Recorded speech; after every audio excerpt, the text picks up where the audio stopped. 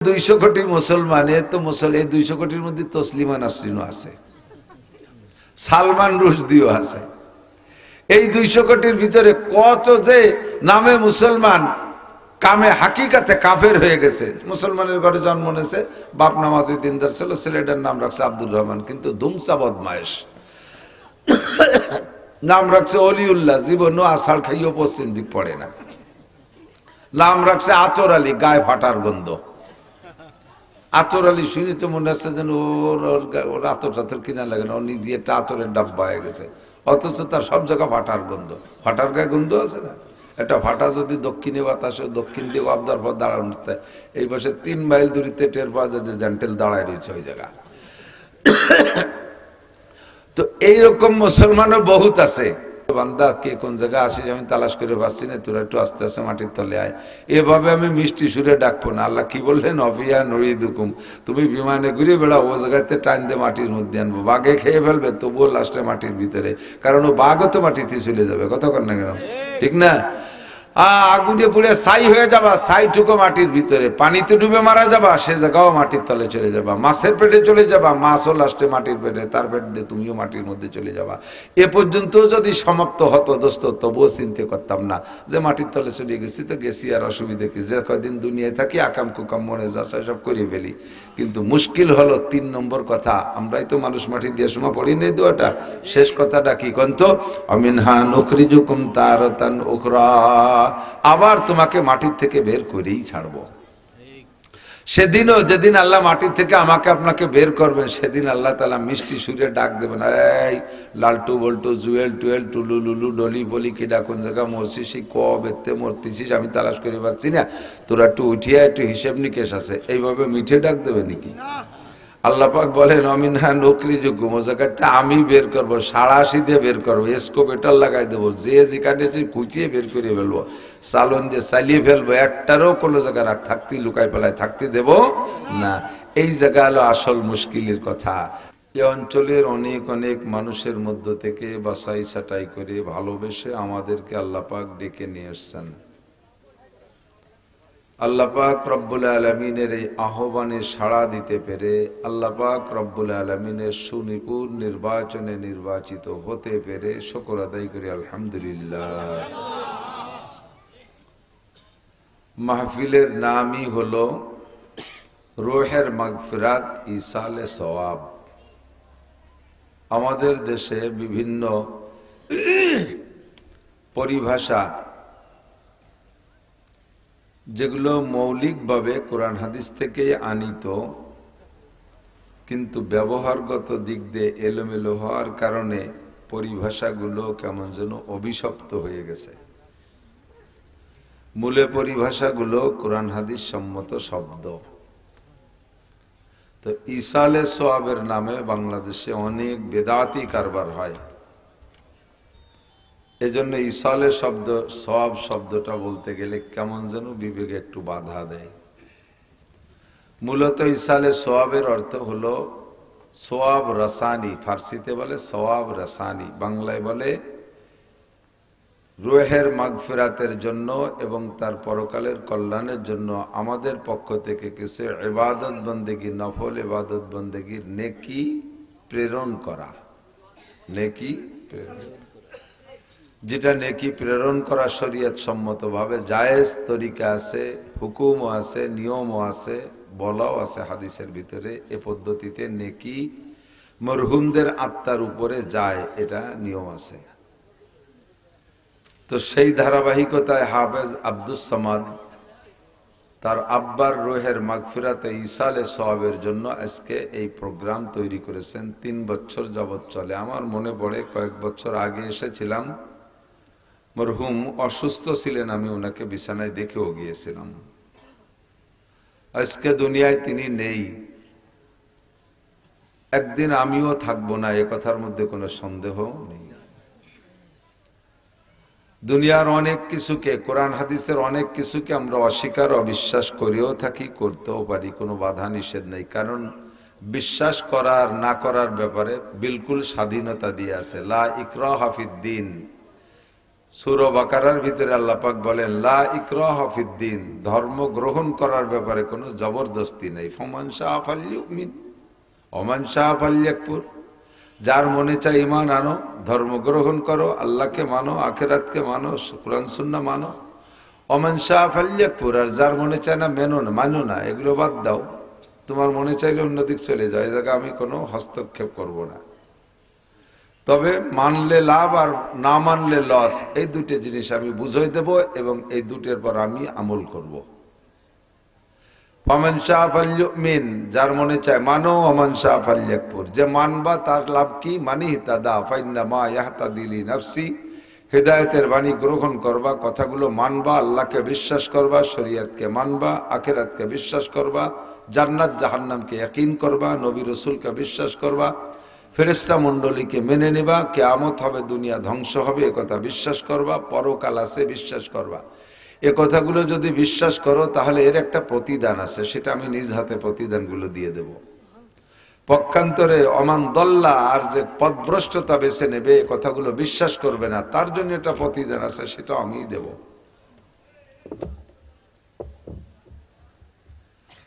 তো দুনিয়ায় আমি এ ব্যাপারে তোমাদের উপরে কোনো প্রেসার ক্রিয়েট করব না। পাশাপাশি আরেকটা কথা মনে রাখবা যে বিশ্বাসের জন্য, ঈমান গ্রহণ করার প্রেক্ষিতে দুনিয়ায় আমি তোমাদেরকে কোনো প্রলোভন দিচ্ছি না দুনিয়ার দিক দিয়ে, যে মুসলমানরা এভাবে ওয়াজ করবা না, ওলামাই কিরাম এভাবে ওয়াজ করবা না যে ভাই মুসলমান হন, আপনারা 5,000 টাকা দেব, আপনারা সপরিবারে ইসলাম গ্রহণ করেন, আপনাদের পুরো দায়ভার আমরা গ্রহণ করে নেব, ঘর বাড়ি দালান কোটা টাকা পয়সা যা লাগে বিদেশে পাঠিয়ে দেব, গ্রিন কার্ড দিয়ে দেব, সৌদি আরবের আকামা দিয়ে দেব। এই সমস্ত আকামের রস কেউ করতে যাবেন না। ওমা আলাইকুম ইল্লাল বালাগ, তোমাদের দায়িত্ব পৌঁছাই দেওয়া। যে মানবে তার লাভ, মান আমিলা সালিহান ফালিনাফসিহি ওয়া মান আসাআ ফাআলাইহা, কথা যে খাবে তার লাভ, আমল যে করবে তার লাভ, ওয়া মান আসাআ ফাআলাইহা, আর গুনাহ করবে তো গুনার বোঝা তারই কাঁধে চড়বে। কখনো কেউকে আপনি দুনিয়ার কোনো লোভ দিয়েও কলেমার দাওয়াত দেবেন না, পাশাপাশি কলেমা পড়ানোর জন্য কোনো প্রেসার ক্রিয়েট করবেন না। না, কলেমা না পড়লে হত্যা করে দেব, পিটিয়ে দেব, ঘর বাড়ি ভেঙে ফেলবো, এরকম উজাড় করে দেব, রাজনীতি সিদ্ধান্তের মতো এরকম কোনো সিদ্ধান্ত নেবেন না। নবী আলাইহিস সালামকে আল্লাহ পাক কুরআনে কারীমের মধ্যে বলেন লাস্তা আলাইহিম বিমুসাইতির, আপনারে দারোগা বানায় পাঠাই নেই। লাস্তা আলাইহিম বিমুসাইতির, আপনারে দারোগা বানায় পাঠাই নেই, পিঠে পিঠে কলেমা পড়াবেন, এ দায়িত্ব না। তবে কলেমা পড়া হয়ে যাওয়ার পরে এবার আপনি দারোগা। কলেমা পড়া হয়ে যাওয়ার পরে, ঈমান গ্রহণ করার পরে ওর উপরে আপনি দারোগা। কুরআন হাদিসের ভিতরে প্রমাণ, হুজুর আলাইহিস সালাম বলেন মান রাআ মিনকুম মুনকারান ফালইয়ুগাইয়িরহু বিয়াদিহি, যদি মুসলিম সমাজে মুসলমান কেউ শরিয়ত বিরোধী কাম করে, শরিয়ত বিরোধী কোনো কারবার করে, তাহলে ফালইয়ুগাইয়িরহু বিয়াদিহি, ওকে ওই খারাপ কাজ থেকে ফিরানোর জন্য হাত ব্যবহার করো। হাত দিয়ে তাকে ঠেকাও। হাত দিয়ে ঠেকানোর অনেক মানে, তার ভিতরে এটাও এক মানে, প্রয়োজন হলে তাকে চড় থাপ্পড় মারো, প্রয়োজন হলে তাকে পিটান পাটান দাও। শরিয়ত বিরোধী কাজ করলে সেখান থেকে ফিরানোর জন্য তার উপরে হাত ব্যবহার করো। হুকুম আছে না নাই? তাহলে হাত ব্যবহার করবে কে? দারোগা হাত ব্যবহার করবে। ইসলাম গ্রহণ করার আগে কোনো জবরদস্তি নাই, ইসলাম গ্রহণ করার পরে শরিয়ত বিরোধী কাজ করলে তার উপরে আপনি দারোগা। প্রয়োজন হয় তারে পিটাইয়া ফিরাইলেও ফিরাইতে হবে।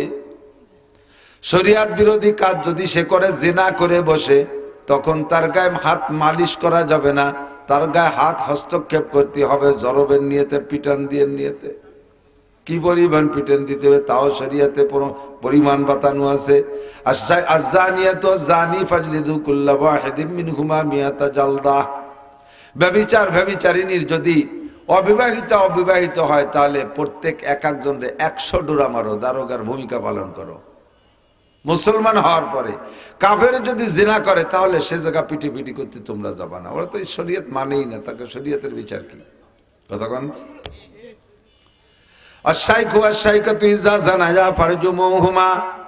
আর ব্যভিচারিণী যদি নারী পুরুষ যদি বিবাহিত হয়, আর হুকুমত যদি ইসলামী স্টেট হয়, শরিয়াতের কোরআন সুন্নাহ অনুযায়ী দেশ রাষ্ট্র পরিচালিত হতে থাকে, তাহলে সেখানে বিচার হলো বিবাহিত হয়ে যদি জিনা করে ধরা পড়ে উভয়কে পাথর মারি শেষ করে দাও। ইসলাম গ্রহণ করার পরে আপনি দারোগা, আগে আপনি দারোগা না। এজন্য ইসলাম গ্রহণ করানোর ব্যাপারে শুধুমাত্র সাধারণ দাওয়াত। নবীকে আল্লাহ পাক বলেন ওমা আলাইকা ইল্লাল বালাগ, আপনার দায়িত্ব উম্মতের কাছে তাবলীগ করা, কথাটা পৌঁছে দেওয়া। যার খুশি মানবে, যার খুশি মানবে না। মানানোর জন্য আপনি পিটাইতে পারবেন না, আবার মানানোর জন্য দুনিয়ার কোনো প্রলোভনও দিতে পারবেন না। প্রলোভন হবে সব আখিরাতের প্রলোভন। কথা বলেন ঠিক কি ঠিক না? তুমি যদি কলেমা পড়ো লা ইলাহা ইল্লাল্লাহ মুহাম্মাদুর রাসূলুল্লাহ, বিশ্বাসের সাথে এই কলেমা যদি আপনি পড়েন, তাহলে আপনাকে আখিরাতে দেয়া হবে, দুনিয়ায় 10টা টাকাও দেয়া হবে তা বলা যাবে না। আপনাকে এর বিনিময়ে আখিরাতে দেয়া হবে। কি দেয়া হবে? এই দুনিয়ার মতো কমপক্ষে 10টা দুনিয়ার সমপরিমাণ এক দাগ জমি দেয়া হবে। জান্নাতের এক দাগ জমি আপনারে দেয়া হবে। কলেমার বিনিময়ে আপনাকে জান্নাতের জমি দেয়া হবে। এই প্রলোভন দেবেন, এই লোভ দেবেন, তাতে যদি মনে চায় কলেমা পড়বে, না পড়লে তারপর কোনো প্রেসার দেবেন না, তার গায়ে হস্তক্ষেপ করবেন না। কলেমার বিনিময়ে আমরা আখিরাতের লোভ দেব। কতক্ষণ? দুনিয়ার কোনো লোভ নাই। কোনো হিন্দুর সাথে কোনো কন্ট্যাক্ট করবে না। তুমি কলেমা পড়ে মুসলমান হও, তোমার রয়্যাল ফ্যামিলির দায়িত্ব আমরা নেব। নো, এটা নবীও করে নাই, কেউ করে নাই, আমরাও করবো না। এটা ইহুদ নাসারা মুসলমানদের পদ্ধতি। পয়সা দিয়ে মুসলমানদেরকে খ্রিস্টান বানাইতেছে, পয়সা দিয়ে হিন্দুদেরকে খ্রিস্টান বানাইতেছে। এটা মুসলমানদের নিয়ম। আমাদের নিয়ম এইটা না। আমাদের নিয়ম হলো আমরা আখিরাতের লোভ দেব। এবার কলেমা পড়ানোর পরে তোমার জন্য জান্নাতের মধ্যে জায়গা দলিল হবে। এবার ওই জান্নাতের জায়গা কিন্তু সম্পূর্ণ ফাঁকা, ওর মধ্যে কিছু নাই, গাছপালা বৃক্ষাদি তরুলতা খাল বিল কিচ্ছু নাই। যদি ওর মধ্যে দালান কোটা ঘর বাড়ি গাছপালার প্রয়োজন হয়, সেগুলো দুনিয়ার থেকে আবার অন্য আমলের মাধ্যমে তৈরি করবা। তুমি যদি সূরা ইন্না তাইনা কাল কাউসার, এই সূরা কাউসার যদি 3 আয়াত পড়ো, জান্নাতের মধ্যে 3 তলা একটা দালান তৈরি হয়ে যাবে। সূরা ফাতিহা পড়বা, আলহামদুলিল্লাহ পড়বা, জান্নাতের মধ্যে 7 তলা একটা দালান হয়ে যাবে। যদি সূরা নাস পড়েন 6 তলা একটা দালান হবে। সূরা ফাতিহা থেকে শুরু করে এক সিরিয়ালে 30 পারা কোরআন শরীফ পড়বেন। আজ একটু কাল একটু করতে করতে পড়তে এক খতম দেওয়ার নিয়ত করে বসছেন। খতমটা শেষ করার সঙ্গে সঙ্গে আপনারা পাবলিকরা যদি এক খতম কোরআন শরীফ পড়েন, আল্লাহ পাক আপনাকে জান্নাতের ভিতরে কোরআনের আয়াত সংখ্যা পরিমাণ অর্থাৎ 6236টি আয়াত আছে কোরআন শরীফে। আপনার জান্নাতের ভিতরে 6236 তালা 2টা দালান তৈরি করে দিবে। শুনে খুশিতে একবার পড়লেন সুবহানাল্লাহ বলেন। জান্নাতের মধ্যে একটা গাছ লাগানো হয়ে গেছে, ফলদার ছায়াদার গাছ। সুবহানাল্লাহ। যতবার সুবহানাল্লাহ বলবেন গাছ লাগানো হবে, আলহামদুলিল্লাহ বলবেন জান্নাতের মধ্যে গাছ লাগানো হবে, আল্লাহু আকবার বলবেন জান্নাতের মধ্যে গাছ লাগানো হবে। আমল দিয়ে জান্নাত সাজাবেন আর ঈমান দিয়ে জান্নাতের জমি কিনবেন। আমরা এই প্রলোভন দেব। যার মনে চায় আসেন, যার মনে চায় না আসেন না। কিন্তু দুঃখের বিষয় হলো قد أفلح من تزكى وذكر اسم ربه فصلى بل تؤثرون الحياة الدنيا والآخرة خير وأبقى। দুনিয়াটাকে আল্লাহ পাক এমন ভাবে সাজাইছে, মানুষ এই ক্ষুদ্র নগণ্য কিছুক্ষণের দুনিয়া, নোংরা দুনিয়া, অস্থায়ী দুনিয়া, একেবারে মানহীনতা দুনিয়া, এটাকে এমন ভাবে প্রাধান্য দিয়েছে, মনে করছে আখিরাত বলতে কিচ্ছু নাই। কদ আফলাহ মান তাযাক্কা, আল্লাহ পাক বলেন ওই লোকগুলো সফল যারা নিজের চরিত্রকে পবিত্র করলো। মান তাযাক্কা ওয়া যাকারা ইসমা রাব্বিহি ফাসাল্লা, আর নিজের রবকে স্মরণ করে নামাজ আদায় করলো, এই লোকগুলো সফল। দুঃখের বিষয় হলো তোমাদের মধ্যে অধিকাংশ মানুষ হলো কলিলুম মিন ইবাদিয়াশ শাকুর ওয়া কলিলাম মা তাযাক্কারুন। এই নসিহতগুলো গ্রহণ করনেওয়ালা মানুষের সংখ্যা কম, শুকর করনেওয়ালা সংখ্যা কম। কলিলাম মা তুমিনুন, এই কথাগুলোর প্রতি বিশ্বাস স্থাপনকারীর সংখ্যা কম, অবিশ্বাসীর সংখ্যাই দুনিয়ায় বেশি। কথা কন। 800 কোটি মানুষের ভিতরে নামে মাত্র মুসলমান 200 কোটি, আর 600 কোটি একেবারে নিয়মিত কাফের। বাকি যে 200 কোটি মুসলমান, এই 200 কোটির মধ্যে তসলিমা নাসরিনও আছে, সালমান রুশদিও আছে। এই 200 কোটির ভিতরে কত যে নামে মুসলমান, কামে হাকিকাতে কাফের হয়ে গেছে। মুসলমানের ঘরে জন্ম নিয়েছে, বাপ নামাজি দিনদার ছিল, ছেলেটার নাম রাখছে আব্দুর রহমান, কিন্তু ধুমসা বদমায়েশ। নাম রাখছে অলিউল্লাহ, জীবনও আষাঢ় খাইও পশ্চিম দিক পড়ে না। নাম রাখছে আতর আলী, গায়ে ফাটার গন্ধ। আতর আলী শুনি তো মনে হচ্ছে যেন ওর আতর টাতর কিনা লাগে না, ও নিজে একটা আতরের ডাব্বা হয়ে গেছে, অথচ তার সব জায়গা ফাটার গন্ধ। ফাটার গায়ে গন্ধ আছে না? একটা ফাটা যদি দক্ষিণে বাতাসে দক্ষিণ দিকে আবদার পর দাঁড়ানো, এই পাশে 3 মাইল দূরিতে টের পাওয়া যায় যে জেন্টেল দাঁড়ায় রয়েছে ওই জায়গা। তো এইরকম মুসলমানও বহুত আছে, কালিলাম মা তাযাক্কারুন, কিন্তু উপদেশ গ্রহণকারীর সংখ্যা কম। সংক্ষেপে চলে যায়, বেশিক্ষণ সময় দিতে পারবো না। অল্পক্ষণের ভিতরে আমাদের মনে রাখতে হবে, আমরা আজকে কিছুদিন আগে 3 বছর আগে চলে গেছেন জনাব মফিকুল ইসলাম। 3 মাস 3 বছর ধরে ওয়াজ চলে যায়। ও ওয়াজ আগের থেকে চলতে, ওনার জীবদ্দশাতে শুরু হয়েছে। তো 3 মাস আগে ইন্তেকাল করেছেন মফিকুল ইসলাম। আমিও আজকে চলে যেতে পারি, পারি কি পারি না?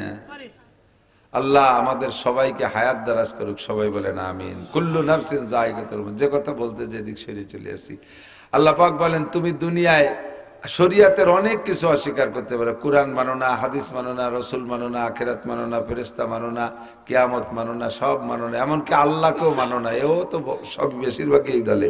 কিন্তু একটা জিনিসকে না মানে কি উপায় আছে নাকি? সেটা হলো মরণ। সেটা কি?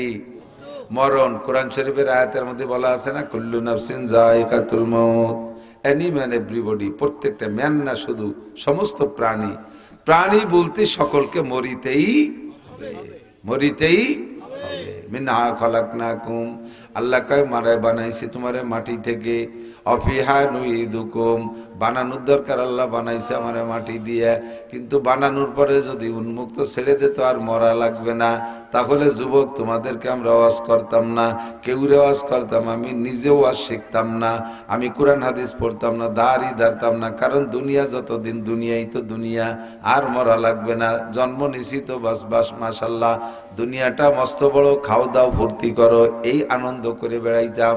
কিন্তু মুশকিল হলো দ্বিতীয় আয়াতের মধ্যে আল্লাহ পাক বলছেন অফিহা নুইদুকুম, তোমাকে মাটির থেকে বানাইছি, তবে আর একবার তোমারে মাটির মধ্যে নিয়ে আসবো, যেখান থেকে তোমাকে আনছি সেখানে তোমাকে নিয়ে ছাড়বো। দুইটা কথা মনে রাখবেন, যে জিনিস যে জায়গা থেকে আসে সে জিনিস সেই জায়গায় যে তার সমাপ্তি ঘটে। কুল্লু শাইইন ইয়ারজু ইলা আসলিহি, প্রত্যেকটা জিনিস তার আসলের দিকে যায়। মানুষের রুহু আসে রুহের জগতের থেকে, রুহু আসে রুহের জগতের থেকে। এই দুনিয়ায় কিছুদিন ঘুরে ফিরে এই রুহুগুলো আবার সেই জায়গা যাবে। আর মানুষের বডি তৈরি করছে আল্লাহ মাটি দিয়া। আল্লাহ বলেন মিনহা খলাকনাকুম, এই মাটি থেকে তোমারে বানাইছি, অফিহা নুইদুকুম, এই মাটির মধ্যে তোমারে শেষ করব। প্রত্যেকটা মানুষের দেহ তৈরি হয় মাটি দিয়া, এই মাটির মধ্যে আবার সবাইকে যাইতে হবে, যত উঁচু দালানে বসবাস করেন না কেন। আলা ইয়া সাকিনাল কসরিল মুআল্লা সাতুদফানু আন করিবিন ফিত তুরাবি, গর ইমারত রাবরি বর আসমা আকেবাত জেরে জমি গর্দিনহা। দালান বানাইতে বানাইতে বানাইতে বানাইতে চাঁদের দেশেও যদি চলে যান দালান বানাইয়া, আর সেই জায়গা বসবাস করেন, মরার পরে কি ওই জায়গা রাখবে না মাটিতে নিয়ে আসবে? একটু কথা কর না, কোন জায়গা আসবে? মাটিতে আনবে, আইনেই ছাড়বে। আল্লাহ কায় অফিহা নুইদুকুম, তোমারে আসতেই বলবো না, নরমে নরমে বলবো না যে বান্দা কে কোন জায়গা আসিস আমি তালাশ করে পাচ্ছি না, তোরা একটু আস্তে আস্তে মাটির তলে আয়।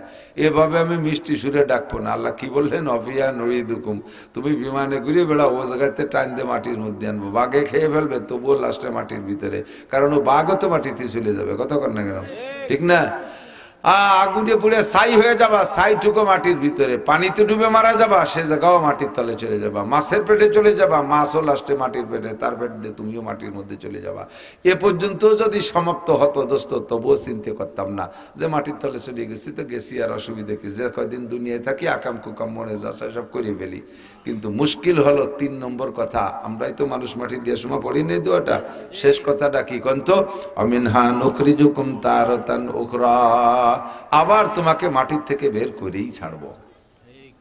সেদিনও যেদিন আল্লাহ মাটি থেকে আমাকে আপনাকে বের করবেন, সেদিন আল্লাহ তাআলা মিষ্টি সুরে ডাক দেবেন, এই লালটু বল্টু জুয়েল টুয়েল টুলু লুলু ডলি বলি কিডা কোন জায়গা মরছিস, সেই কবেতে মরতেছিস আমি তালাশ করে পাচ্ছি না, তোরা একটু উঠিয়া একটু হিসেব নিকেশ আছে। এইভাবে মিঠে ডাক দেবে নাকি? আল্লাহ পাক বলেন অমিনহা নকরি যোগ্য মোজাকাতে আমি বের করবো, ৮৭ দিয়ে বের করবো, এসকোপেটার লাগাই দেবো, যে যেখানে কুচিয়ে বের করে ফেলবো, সালন দিয়ে চালিয়ে ফেলবো, একটারও কোনো জায়গা থাকতে লুকাই পেলায় থাকতে দেব না। এই জায়গা হলো আসল মুশকিলের কথা, যে যদি হাসরের মাঠে আবার উঠতে হয় তো উঠার পরে আবার কি হবে? উঠার পরে তোমাকে 4টে ইমিগ্রেশন অতিক্রম করতে হবে। কয়টা? 4টে চেকপোস্ট অতিক্রম করা লাগবে। ও জায়গা উঠাইছে, উঠানোর পরে ফাঁকা মাঠ যাচ্ছে, একেবারে পিএজের ডাঙ্গা দিয়ে পিএজের চক দিয়ে দৌড়ে বেড়াবাসে এনে খুশি এনে যাবা, বঙ্গোপসাগরের স্তরের উপরে ফাঁকা জায়গা, বিশাল বিশাল জায়গা পাইছে, দৌড়ে দাঁড়ায় বেড়াই দিয়ে ইচ্ছা খুশি মতো। ও সব মাতবাড়ি চলবে না। ও জায়গা আমার সামনে দিয়ে একটা মাত্র পথ আছে, ওই পথ দিয়ে একটা ঢোকা লাগবে। দাঁড়াইয়া আমার কাছে 4 ইমিগ্রেশনে জবাব দেওয়া লাগবে। যুবক মনে রাখো শোনা, 4 ইমিগ্রেশনে জবাব দেওয়া লাগবে। কয়টা? একটা ইমিগ্রেশন হলো আন অমরিহি ফি মাফনা, গোটা জীবনে যা করছো একটু কইয়ে যাও। আসো, দুনিয়ার জন্য কি করেছো, আখিরাতের জন্য কি করেছো? আইএ বিএমএ বিসিএস পাস করছো, এইটা তোমার কাছে আমি চাই না। আল্লাহর কসম, কোরআন হাদিসের কোন জায়গা নাই যে আল্লাহ পাক কিয়ামতে জিজ্ঞাসা করবে তুমি ম্যাট্রিক কোন ডিভিশনে পাস করেছো, আইএ কোন ডিভিশনে পাস করেছো, বিএমএ বিসিএস পাস করছো কিনা, ডাক্তারি ইঞ্জিনিয়ারিং করছো কিনা, মেম্বারি চেয়ারম্যানি করছো কিনা, নেতার পিছনে পিছনে লাফালাফি ফালাফালি করছো কিনা, এইটা আল্লাহ পাক জিজ্ঞাসা করবে না।